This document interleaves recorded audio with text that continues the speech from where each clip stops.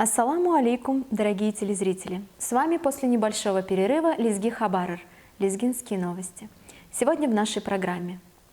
2015 год объявлен в Дагестане годом садоводства. Социальная сеть ВКонтакте теперь и на лезгинском языке. Новый пропускной пункт открылся на российско-азербайджанской границе. Об этом и о многом другом в нашем сегодняшнем выпуске. Наступивший 2015 год объявлен в Дагестане годом садоводства. Одно из первых рабочих заседаний в рамках проекта по развитию этого сектора в республике состоялось на днях в Сулейман-Стальском районе, сообщает РИА Дагестан. Место выбрано не случайно. Именно в Сулейман-Стальском районе всегда была развита эта отрасль сельского хозяйства. Стоит отметить, что здесь уже активно реализуется один из крупнейших инвестиционных проектов ООО «Челар», где на 70 гектарах посажен самый крупный в Дагестане современный промышленный сад. Возможно, этот проект станет отправной точкой в столь необходимом для нашей малой родины деле – возрождении и развитии аграрного сектора экономики. Новая страница в истории развития лезгинского народа, на этот раз ВКонтакте.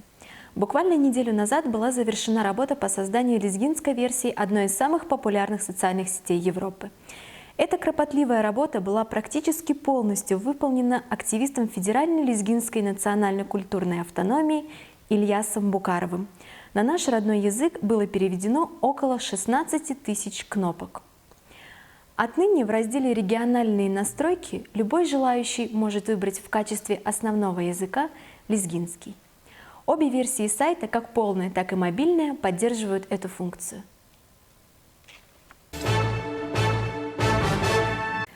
Как сообщил нам представитель ФЛНК в Дербенте Низами Фитулаев, 23 декабря в городе состоялся круглый стол, посвященный факторам сохранения и развития лезгинского языка.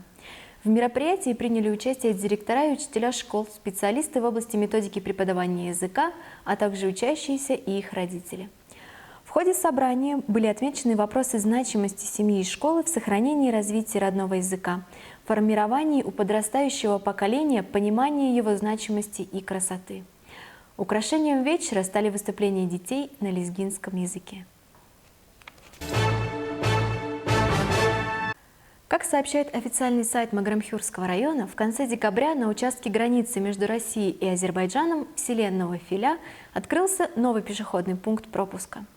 В церемонии открытия приняли участие представители таможенных управлений федерального и регионального масштаба, глава Магарамхюрского района Фарид Ахмедов, начальник дагестанской таможни Руслан Яхьяев, депутат Государственной Думы Мамед Аббасов и другие высокопоставленные чиновники. Новый пропускной пункт позволит значительно снизить нагрузку с других, уже функционирующих, а также будет способствовать наиболее оперативному прохождению границы между двумя странами. По мнению экспертов, плохое обустройство этой границы, неофициально именуемой Лезгино-Лезгинской, а также ее непрозрачность уже более 23 лет является серьезным барьером на пути социально-экономического развития всего лезгинского народа. 7 января в Кубинском районе Азербайджана состоялась стихийная акция протеста. Жители села Мирзакишлак попытались перекрыть движение на центральной дороге района, сообщает агентство Хакын-Ас. Своей акцией жители Мирзакишлака попытались привлечь внимание к многочисленным проблемам села: недостатку воды для питья и орошения участков, отсутствию газа, неудовлетворительное состояние дорог, постоянным перебоем с электричеством. Как утверждают жители села, причиной ряда проблем, в том числе с электроэнергией, являются расположенные неподалеку каменные карьеры. Для того, чтобы выслушать протестующих, в село прибыл глава исполнительной власти района Юсиф Абидов. Он пообещал жителям в скорейшем времени решить все волнующие их проблемы. Однако, как утверждают сами мирзакишлакцы, подобные обещания они слышат уже не в первый раз. Переходим к новостям спорта.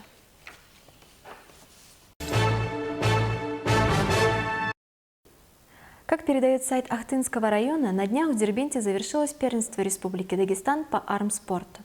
В упорной борьбе призовые места достались 3 спортсменам из Ахтынского района. Действующий чемпион Дагестана в весе до 60 кг Назим Азимов подтвердил свое звание и стал уже 2-кратным чемпионом Дагестана. Также чемпионом весовой категории до 70 кг стал серебряный призер прошлогоднего чемпионата Вазир Шахсенов. А бронзовую награду заработал юный армрестлер из села Гогаз, ученик 8 класса Аюб Асланов.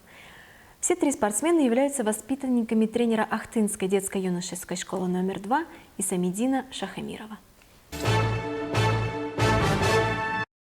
Чемпион мира и Европы по ММА Заур Гаджибабаев провел свой второй бой на профессиональном ринге. Как сообщает lizgisport.com, в рамках вечера боев в Москве Заур Гаджибабаев встретился с Евгением Микинкиным. Бой завершился победой лезгинского бойца. По ходу встречи спортсмен был дважды близок к победе нокаутом. В итоге судьи присудили победу нашему земляку, представляющему Азербайджан. Лезгинское спортивное содружество подвело итоги опроса на звание лучшего спортсмена 2014 года. С большим перевесом в опросе победил чемпион мира по армрестлингу Эльдар Алискиндаров, как передает lizgisport.com.